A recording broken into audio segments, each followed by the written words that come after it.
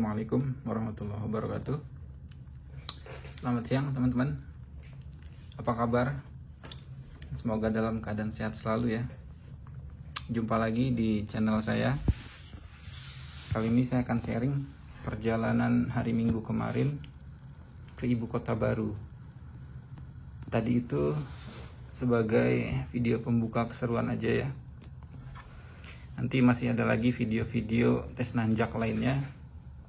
Dan endingnya adalah keseruan nanjak di Jalan IKN yang fisiknya itu masih gravel, lumayan curam dan panjang.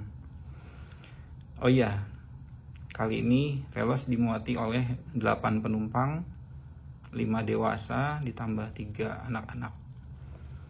Karena di video saya sebelumnya kan banyak tuh yang bilang, wah penumpangnya cuma 1 ya jelas kuat. Ada lagi yang bilang kalau mau head to head dengan channel sebelah ya harus muatan full dong. Nah, itu sudah saya buatkan ya video full kabinnya. Jadi saya tulis di situ full kabin karena gak mungkin lah ya saya samain video dengan video yang saya kritik karena salah. Oke. Tapi itu kritik membangun ya teman-teman, jangan salah paham.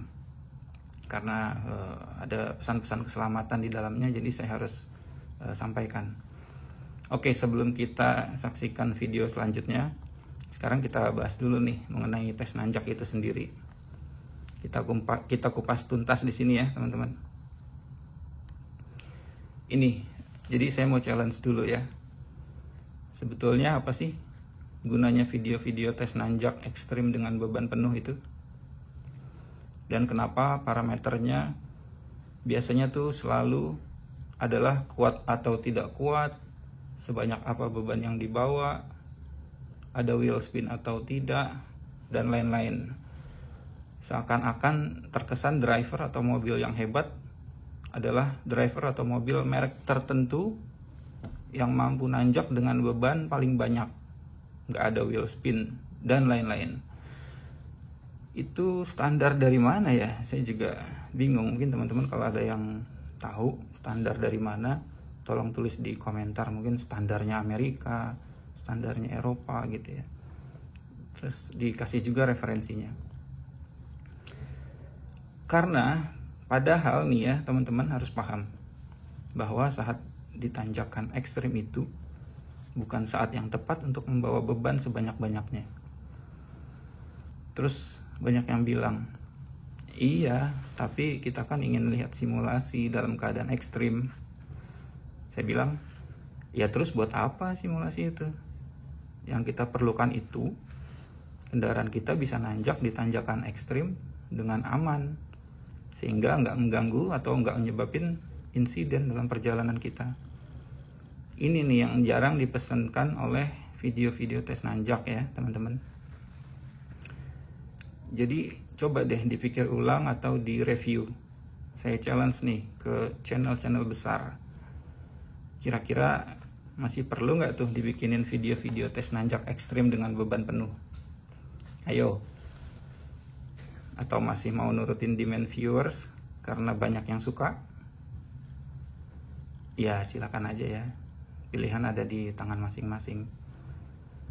Apalah channel saya ini, cuman 115 subscriber. Tapi dari 115 subscriber itu saya berharap ada yang nyantol dan bisa menerapkan prinsip-prinsip atau pesan-pesan keselamatan yang saya sampaikan. Oke, lalu yang kedua, tes nanjak atau tes performance lainnya, apalagi sampai ekstrim itu seharusnya datang dari manufaktur atau pabrikan mobil itu sendiri agar lebih valid. Kenapa? Karena kalau tes nanjak kita yang bikin, terus yang nonton video kita itu meniru dan terjadi insiden, amit-amit ya, ini akan menjadi beban buat si pembuat video itu. Jadi saran saya, ya buatlah video nanjak ekstrim boleh, tapi dengan beban yang aman. Kalau perlu ditambahin disclaimer, video ini dibuat untuk tujuan keselamatan, gitu ya teman-teman. Saya mau kasih contoh berkaitan dengan tes nanjak dari manufaktur atau pabrikan mobil. Itu kan kita belum pernah ya nemuin hasil-hasil yang dikeluarin oleh pabrik itu. Saya mau kasih contoh di pesawat atau di helikopter. Pabrikannya itu punya tabel berapa maksimum take off weight atau MTOW pesawat tersebut. Bahkan MTOW-nya itu sangat presisi ya.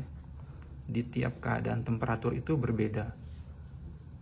Misalnya helikopter A berangkat pada pagi hari, di mana suhunya waktu itu 29 derajat Celcius.